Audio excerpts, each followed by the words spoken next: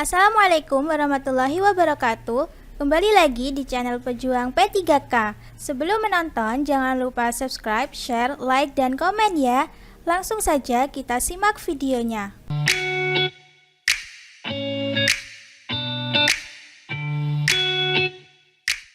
1. Pengguna anggaran dalam pengelolaan pengadaan barang atau jasa berwenang: A. Mengumumkan rencana umum pengadaan. B. Menyusun rancangan kontrak. C. Menetapkan spesifikasi teknik barang atau jasa. D. Menetapkan harga perkiraan sendiri. E. Menyusun laporan evaluasi pengadaan barang atau jasa. Jawabannya adalah A. Mengumumkan rencana umum pengadaan. Pembahasan. Mengumumkan rencana umum pengadaan adalah salah satu langkah awal dalam proses pengadaan barang atau jasa di mana pengguna anggaran menyampaikan informasi tentang kebutuhan dan rencana pengadaan kepada pihak-pihak yang berpotensi memasok barang atau jasa. Ini membantu memulai proses pengadaan dan memberikan kesempatan bagi penyedia barang atau jasa untuk menyiapkan penawaran. 2. Hal di bawah ini yang tidak diperhitungkan dalam preferensi harga adalah: A. TKDN. B. Pembobotan nilai teknis barang. C. Koefisien preferensi. D. Harga penawaran penyedia. E. Persyaratan perizinan penyedia. Jawabannya adalah B. Pembobotan nilai teknis barang. Pembahasan. Preferensi harga lebih menekankan kepada harga penawaran penyedia. D. Dan mungkin faktor-faktor seperti TKDN. A. Koefisien preferensi. C. Dan persyaratan perizinan penyedia. E. Dalam penilaian harga. Pembobotan nilai teknis barang lebih cenderung termasuk dalam penilaian nilai teknis atau aspek non-harga dalam suatu penawaran. 3. Besaran uang muka yang akan dibayarkan kepada penyedia barang atau jasa ditetapkan oleh: A. Pokja pemilihan. B. Pejabat pengadaan. C. Pengguna anggaran. D. Pejabat pembuat komitmen. E. KPA atau kuasa pengguna anggaran. Jawabannya adalah D. Pejabat pembuat komitmen. Pembahasan. Pejabat pembuat komitmen adalah pihak yang bertanggung jawab untuk melakukan komitmen keuangan atas kontrak dan mengatur pembayaran, termasuk uang muka, kepada penyedia barang atau jasa sesuai dengan ketentuan yang telah ditetapkan dalam proses pengadaan. 4. Pekerjaan yang tidak dapat dilakukan dengan cara swakelola adalah: A. Pengadaan ATK. B. Perbaikan jalan. C. Pembangunan jembatan. D. Pembangunan jalan. E. Pemilihan penyedia jasa konsultasi. Jawabannya adalah A. Pengadaan ATK. Pembahasan. Pengadaan ATK adalah jenis pekerjaan yang umumnya tidak memerlukan keterampilan khusus atau keahlian teknis tertentu untuk dilaksanakan, sehingga seringkali dapat diambil dari penyedia barang secara langsung tanpa melalui proses tender atau pelelangan. Pada sisi lain, pekerjaan seperti perbaikan jalan opsi B, pembangunan jembatan opsi C, pembangunan jalan opsi D, dan pemilihan penyedia jasa konsultasi opsi E seringkali memerlukan keahlian teknis atau spesifik yang mungkin tidak dapat dilakukan secara swakelola dan oleh karena itu akan melalui proses pengadaan yang lebih formal. 5. Yang tidak termasuk perencanaan pengadaan melalui swakelola adalah: A. Penetapan tipe swakelola. B. Penyusunan perkiraan biaya. C. Penyusunan biaya pendukung. D. Penyusunan spesifikasi teknis. E. Seleksi penyedia melalui lelang umum. Jawabannya adalah C. Penyusunan biaya pendukung. Pembahasan. Swakelola adalah suatu proses di mana pemerintah atau organisasi lainnya melakukan pekerjaan atau proyek sendiri tanpa melibatkan pihak swasta. Oleh karena itu, seleksi penyedia melalui lelang umum adalah bagian dari proses pengadaan melalui lelang atau tender, bukan bagian dari swakelola. Pada swakelola, entitas yang melakukan proyek akan melaksanakan seluruh aspek termasuk penentuan tipe swakelola, penyusunan perkiraan biaya, penyusunan spesifikasi teknis, dan sebagainya. 6. Dalam tahapan perencanaan, penyusunan pemaketan pengadaan barang atau jasa dilakukan dengan berorientasi pada A. Ketersediaan barang atau jasa, B. Konsolidasi pengadaan barang atau jasa, C. Kebutuhan penyedia barang atau jasa, D. Waktu, kualitas, biaya, dan lokasi, E. Efisiensi dan efektivitas proses pengadaan barang atau jasa. Jawabannya adalah D. Waktu, kualitas, biaya, dan lokasi. Pembahasan. Dalam tahapan perencanaan pengadaan barang atau jasa, penyusunan pemaketan dilakukan dengan berorientasi pada faktor-faktor seperti waktu, kualitas, biaya, dan lokasi. Ini adalah faktor-faktor kunci yang harus dipertimbangkan dalam merencanakan pengadaan barang atau jasa untuk memastikan bahwa proses pengadaan berjalan efisien dan efektif sesuai dengan kebutuhan organisasi atau proyek yang bersangkutan. Ketersediaan barang atau jasa mungkin menjadi pertimbangan, tetapi yang lebih penting adalah memastikan bahwa pengadaan tersebut sesuai dengan waktu, kualitas, biaya, dan lokasi yang diinginkan. 7. Dalam penyusunan spesifikasi teknis atau KAK dimungkinkan penyebutan merek terhadap A. Barang atau jasa pada seleksi cepat, B. Barang atau jasa dalam tender elektronik, C. Komponen barang atau jasa dan suku cadang, D. Bagian dari satu kesatuan tanggung jawab yang tidak direncanakan sebelumnya, E. Barang atau jasa yang memiliki karakteristik unik yang hanya dapat ditemukan pada merek tertentu. Jawabannya adalah C. Komponen barang atau jasa dan suku cadang. Pembahasan.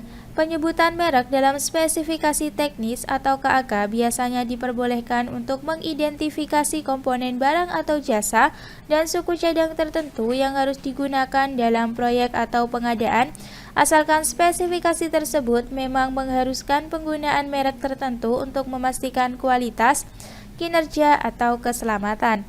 Ini umumnya tidak diperbolehkan untuk barang atau jasa dalam tender elektronik atau seleksi cepat, kecuali ada alasan yang kuat dan diatur dalam peraturan pengadaan yang berlaku.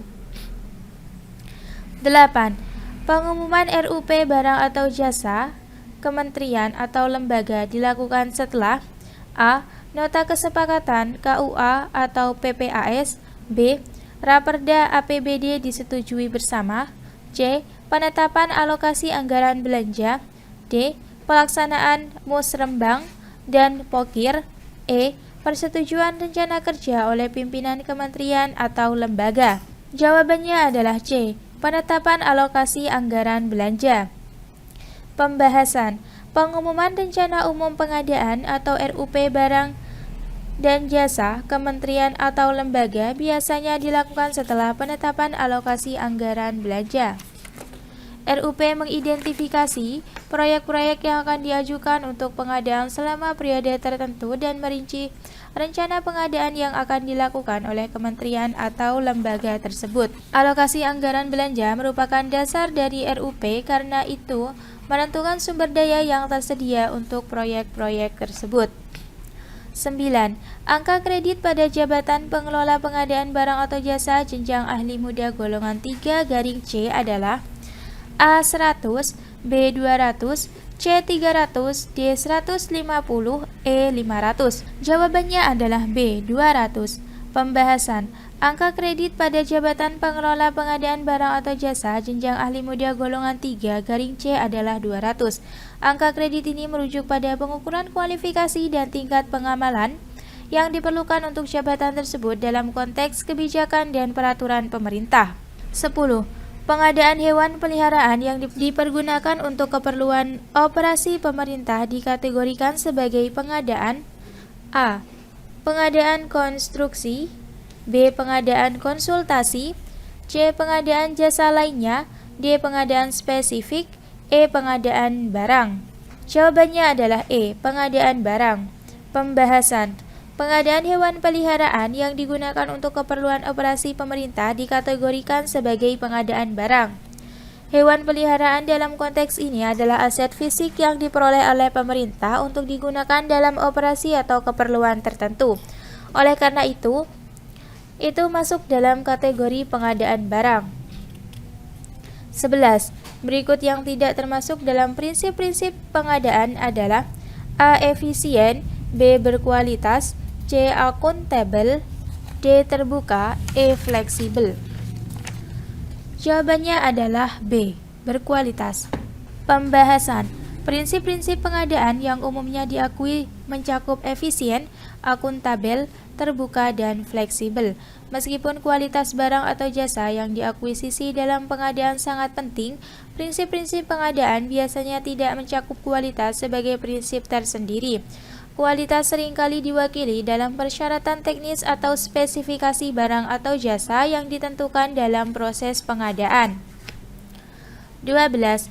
Contoh pengadaan barang atau jasa yang dilaksanakan sesuai dengan praktek bisnis yang sudah mapan adalah A. Jasa hotel, B. Pengadaan kendaraan bermotor, C. Jasa konstruksi sederhana, D. Jasa konsultan perencana, E. Pengadaan alat tulis kantor. Jawabannya adalah A. Jasa hotel. Pembahasan. Jasa hotel adalah contoh pengadaan barang atau jasa yang dilaksanakan sesuai dengan praktek bisnis yang sudah mapan.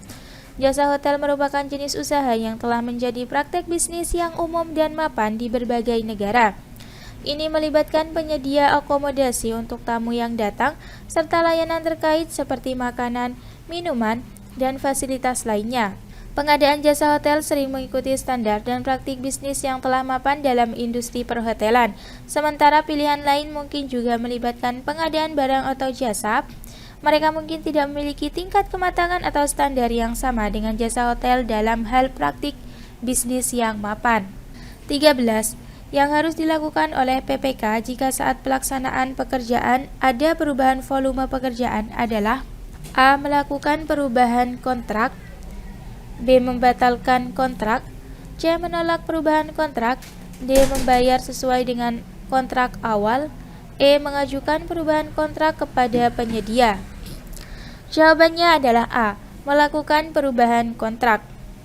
Pembahasan. Jika selama pelaksanaan pekerjaan terjadi perubahan volume pekerjaan, PPK atau pejabat pengadaan barang jasa harus mengikuti prosedur perubahan kontrak. Ini melibatkan negosiasi dan pembuatan perubahan kontrak yang mencakup perubahan volume pekerjaan, biaya, jadwal, dan syarat-syarat lain yang relevan. Perubahan kontrak adalah langkah yang diperlukan untuk mengakomodasi perubahan volume pekerjaan atau perubahan dalam lingkup pekerjaan yang dapat terjadi selama pelaksanaan kontrak. 14. Uang muka untuk pekerjaan perencanaan gedung dengan nilai kontrak 200 juta adalah A. Senilai 50 juta, B. 20% dari nilai kontrak, C. 30% dari nilai kontrak, D. Tidak dapat diberikan uang muka, E. 40 juta atau 20% dari nilai kontrak. Jawabannya adalah B. 20% dari nilai kontrak. Pembahasan. Dalam banyak kasus, uang muka untuk pekerjaan konstruksi atau perencanaan gedung biasanya sekitar 20% dari nilai kontrak. Dalam kasus ini, uang muka untuk pekerjaan perencanaan gedung dengan nilai kontrak 200 juta rupiah akan menjadi 20% dari 200 juta, yaitu 40 juta rupiah. 15. Pekerjaan yang melampirkan jaminan penawaran adalah A. Pekerjaan jasa konsultan dengan nilai total HPS paling sedikit di atas 10 miliar. B. Pengadaan barang dengan nilai total HPS paling sedikit di atas 10 miliar. C. Pekerjaan konstruksi dengan nilai total HPS paling sedikit di atas 10 miliar. D. Pengadaan jasa lainnya dengan nilai total HPS paling sedikit di atas 10 miliar. E. Pekerjaan konstruksi dengan nilai total HPS paling sedikit di atas 10 miliar. Jawabannya adalah C. Pekerjaan konstruksi dengan nilai total HPS paling sedikit di atas 10 miliar. Pembahasan. Jaminan penawaran umumnya diperlukan dalam pekerjaan konstruksi dengan nilai total HPS yang signifikan, terutama jika nilainya di atas ambang batas tertentu. Nilai ambang batas ini dapat berbeda-beda di berbagai yurisdiksi, tetapi biasanya pekerjaan konstruksi dengan nilai total HPS di atas 10 miliar atau jumlah sejenisnya akan memerlukan jaminan penawaran. Terima kasih sudah menonton video ini. Jangan lupa like, comment, share, dan subscribe channel ini. Sampai jumpa di video selanjutnya. Semangat berjuang P3K!